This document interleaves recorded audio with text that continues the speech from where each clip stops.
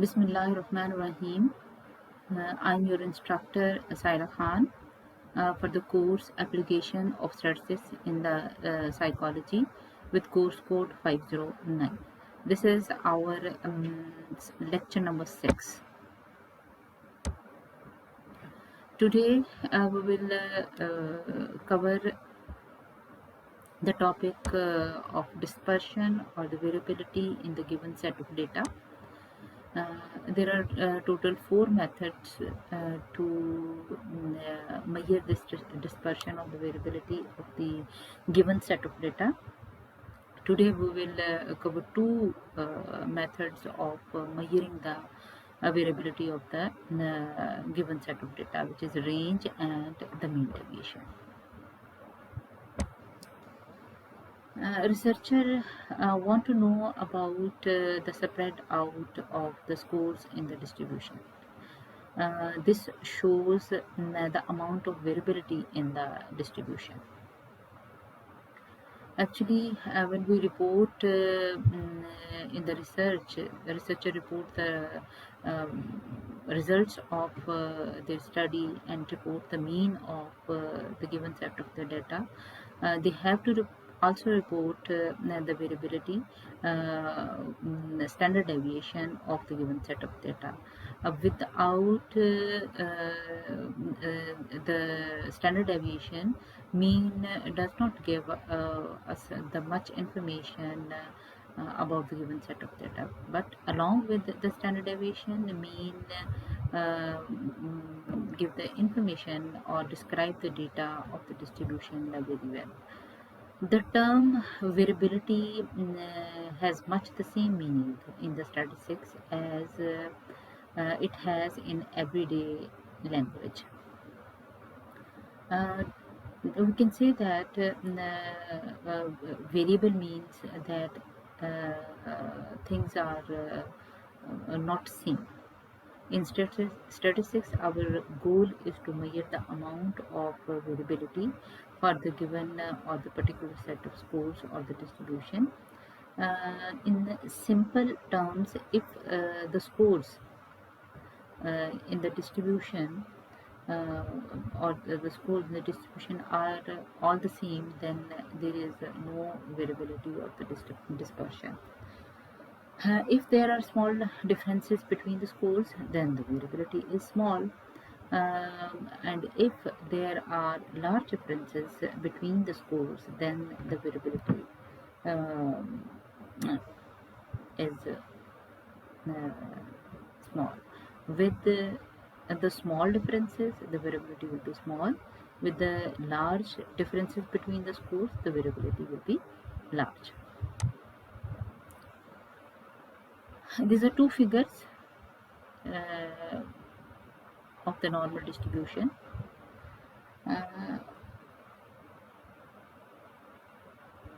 Part A shows the distribution of men's heights, adult heights in inches. And the part B shows the distribution of men's weights, adult weights in pounds. We can see that the two distributions differ in the terms of central tendency. Obviously, it has 70 inches, and this distribution has 170 inches. In addition, we can notice the distribution differ in terms of variability. For example, most heights are clustered together around the mean. On the other hand, weights are spread out or spread over a much wider range. In the weight distribution, it is not unusual to find the individuals who are located more than 30 pounds away from the mean. and it would be surprising to find two individuals whose weights differ by more than 30 or 40 pounds. Uh, some individual, this distribution have this right uh, tail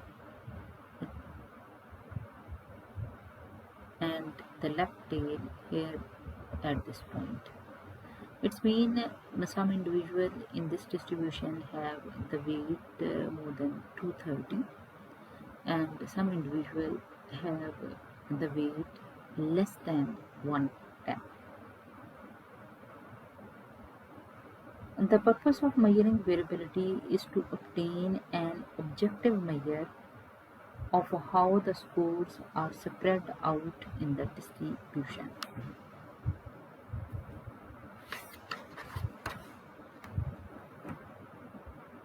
So, the goal of the variability is to obtain a measure.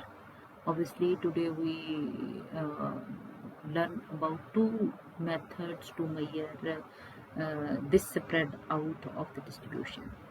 A measure of dispersion usually accompanies with the measure of central tendency, as I discussed earlier, that the central tendency always reported in the researcher along with the standard deviation. So, a measure of dispersion usually accompanies a measure of central tendency as the basic descriptive statistics of the set of scores. Central tendency describes the central point of the distribution, whereas dispersion describes how the scores are scattered around that central point. Together, the central tendency and the variability are two primary values that are used to describe a distribution of the score. Variability serves both as a descriptive measure, as I discussed earlier. Okay, these two, central tendency and the variability, are two primary values that describe the set of data or the distribution very well. So, variability serves as the descriptive measure and an important component of most of the inferential statistics. When we want to measure the differences between two groups, we use the student's t-test as the inferential statistics in the inferential statistics. T-test tells us about the significant difference between the two groups. But t-test has no capacity to tell us which group is at higher level and which group is at lower level. When in t-test we have significant difference between the two groups, we report the significant difference between the two groups, and with the help of mean and the standard deviation, we come to know about the group which is at higher level and which at the lower level. So, the variability or the standard deviation, which is one method to find the variability, standard deviation or the variability serve as both as a descriptive measure and also very important component of most of the inferential statistics. As descriptive statistics, variability measures the degree to which the scores are spread out or clustered together in the distribution. Whereas in the context of inferential statistics, variability provides a measure of how accurately an individual score or the sample represent the entire population. When the population variability is small, as I discussed earlier, all the scores are clustered together, uh, and any individual score on the sample will necessarily provide a good representation of entire set of data.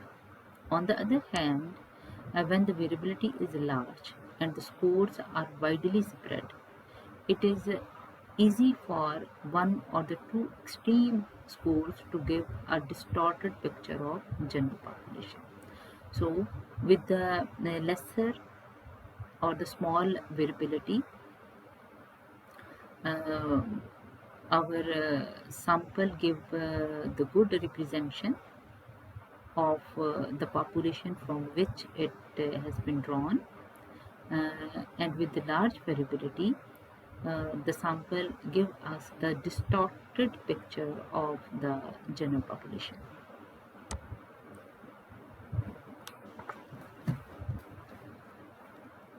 Purpose of measuring dispersion. First purpose is that variability describe the distribution.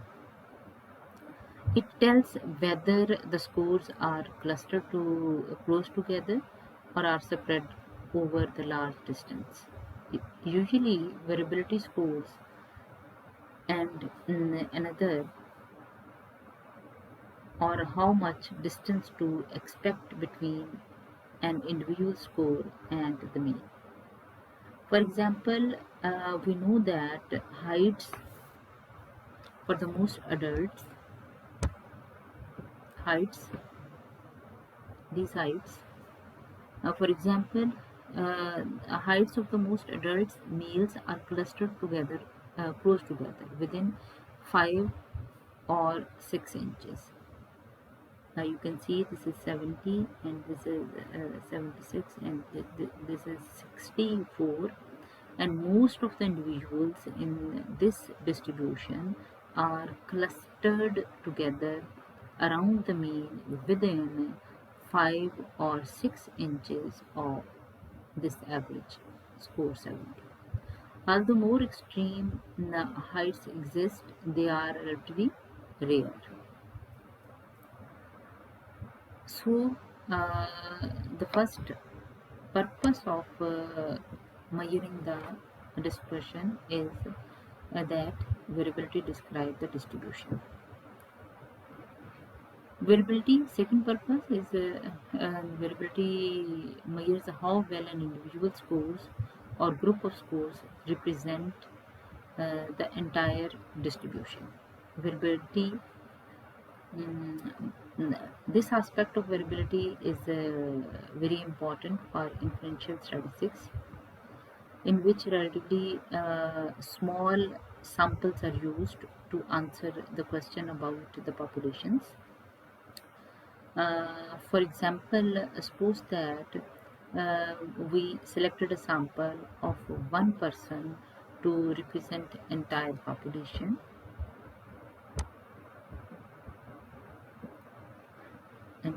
Because most adult males have the height that are within the few inches of the population average. Okay, there is a very good chance that we would select someone whose height is within 6 or inches, within 6 or 5 inches of the population mean. On the other hand, the scores are much more spread out in the distribution of weight. In this case, you probably would not obtain someone whose weight was within 6 pounds of the population mean. Thus, variability provides information about how much error to expect if we are using a sample to represent a population.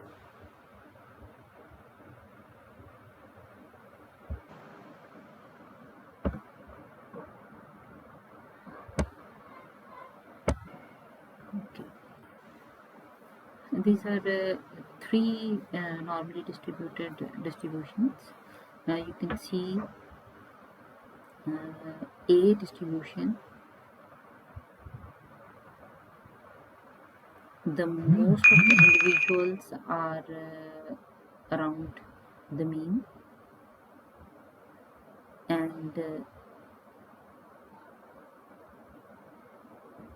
this distribution has its peak, while the distribution B, in the scores in the distribution B is spread out more than the distribution A, and in the distribution C the scores are more spread out from the mean than the distribution A and the B. The graphical representation of this spread out tells us that the scores of A normal distribution, or the distribution, is close to the mean, while in the distribution B the scores are spread out, and in the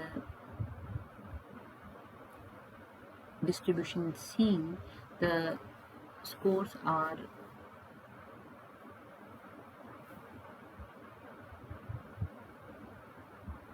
spread out. Okay, it's mean this distribution is the good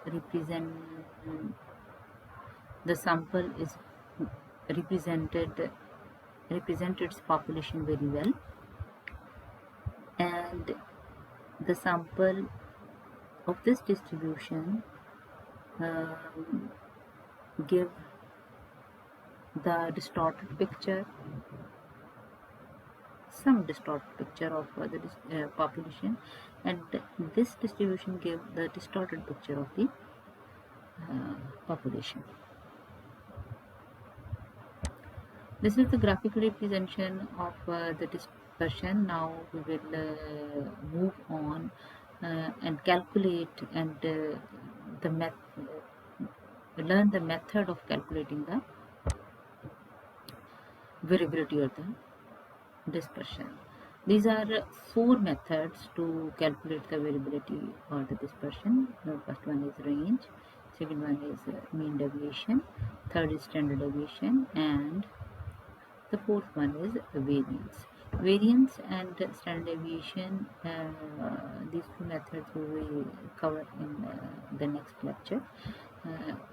Today we will only focus on these two methods of measuring the variability.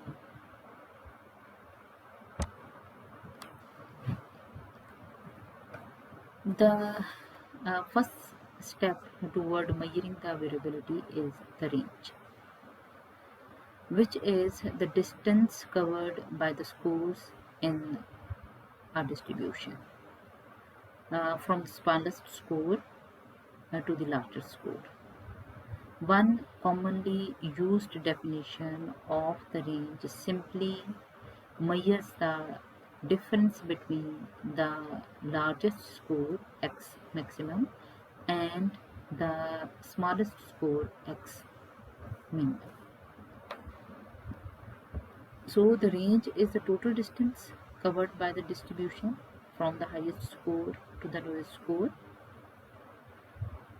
and range in statistics is simplest method for the measurement of it. Easy and simplest.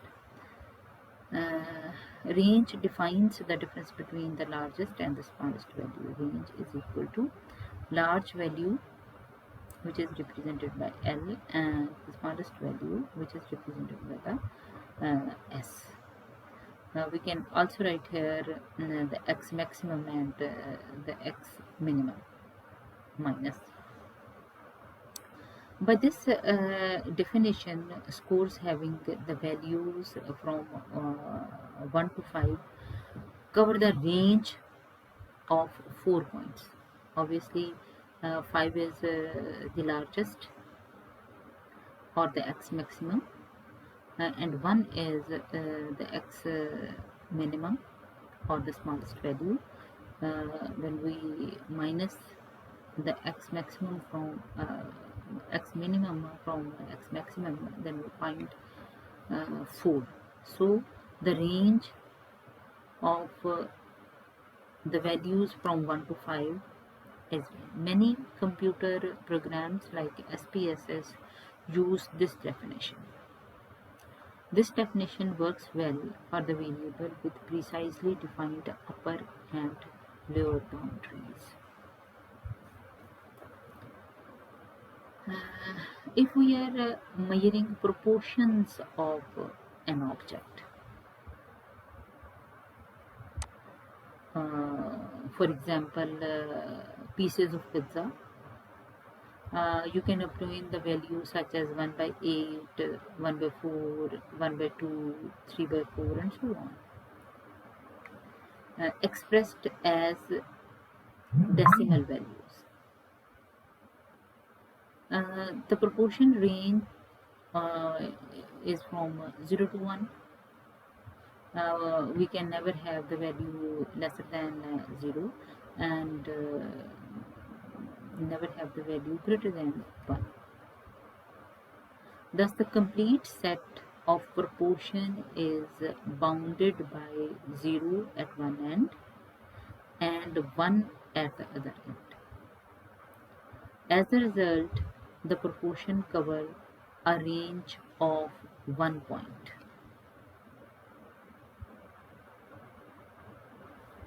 So, when the scores are measurement of continuous variable, the range can be defined as the difference between the upper real limit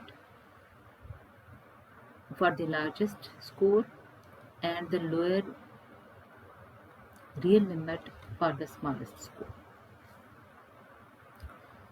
If the scores have the value from 1 to 5 in this class, uh, we have learned to find the class boundaries from the class interval. If we find the class boundaries from this class interval, we minus 0.5 from this value and add 0.5 uh, in the upper limit. So there will be when we convert this class interval into class boundary, then it will have the values of 0.5 to 5.5. So the range is this will be the largest value, and this will be the lowest value. So the range will be 5.5 minus 0.5 is equal to 0.5. Uh, 0.5. Okay. Obviously 5.5 is the maximum value of the upper real limit, and minimum value of the lower real limit is 0.5. So for the continuous data or the variable, we can find the range in this method. We will the class interval we have, we change it in the upper and lower real limits by converting it into class boundaries. Then we will minus the upper limit minus the lower limit from the upper limit, and this will be the range of that given set of data. Okay.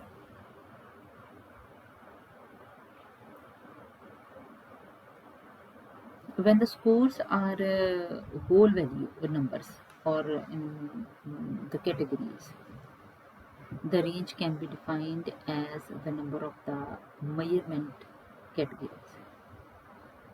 For example, if every individual is classified as 1, 2, or 3, then there are 3 measurement categories, and the range in this set of data is 3 point. For example, if we are measuring the number of children in a family, the data produce the value from 0 to 4, then there are 5 measurement categories, that is 0, 1, 2, 3, and 4. Some family will be having one child only, some families have two child, some families have 3, and some families have 4, and some family may have no child. In this type of data, categorical data, uh, the range will be the 0.5. This is a range from the ungrouped data. First of all, this is a given set of data. Step 1, we arrange the values from lower to the large values, and subtract the lower value from the last value of given set of data, which is 29 minus 2, which will be 27. 27 is the range of this given set of data.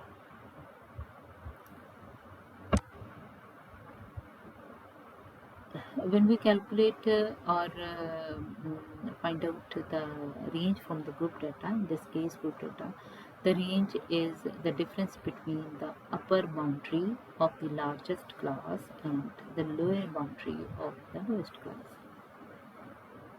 It is also calculated by using the difference between the midpoints of the highest class and the lowest class. It is simplest measure of the dispersion. Range of the group data is the maximum upper limit and minimum lower limit, where U is the upper limit of maximum interval and L is the lower limit of the minimum interval. The second method of finding the range from the group data is by finding the midpoints of the given set of data. When midpoint maximum is the midpoint of maximum interval, and midpoint minimum is the midpoint of the minimum interval. This is one group data. It's the class intervals or the exam scores, and these are the frequencies. 51 to 60 is the lowest class interval, and this class interval is the upper class interval. We will find the midpoint of this class interval and this class interval. Midpoint, for finding the midpoint of this class interval, we will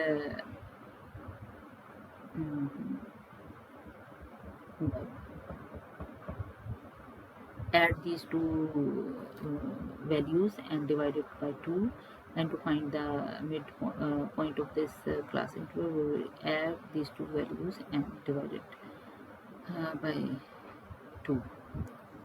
So the formula 1, which is the upper limit of the large class, high class, or the lower limit of the lowest class, which is 100 minus 51. The range of the group data it will be 49. By finding the midpoints, we have find the midpoint of these two, and by finding through finding the midpoints of the given set of data, we can also calculate the range, and range by this method of this set of data is 40.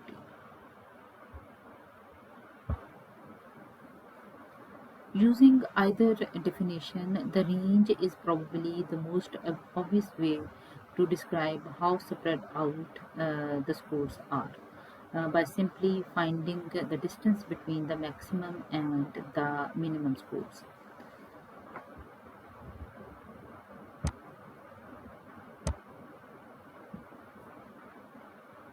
The prime advantage of this measure of dispersion is that it is easy to calculate and simple to understand.